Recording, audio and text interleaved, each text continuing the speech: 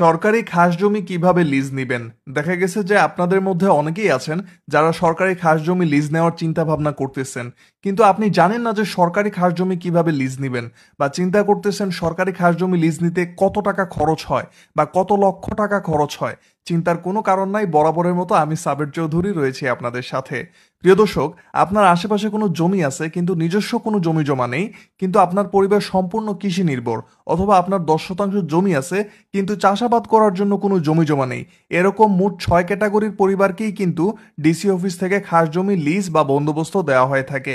এর মধ্যে এখানে দেখতে পাচ্ছেন দুস্থ মুক্তিযোদ্ধা পরিবার, নদী ভাঙা পরিবার, পুত্র সন্তান সহ বিধবা স্ত্রী বা স্বামী ছেড়ে চলে গেছে এমন স্ত্রী, বা অধিগ্রহণের ফলে জমি নাই এমন পরিবারকেই কিন্তু খাস জমি লিজ দেওয়া হয়ে থাকে। এখন প্রশ্ন হলো কিভাবে লিজ নেবেন।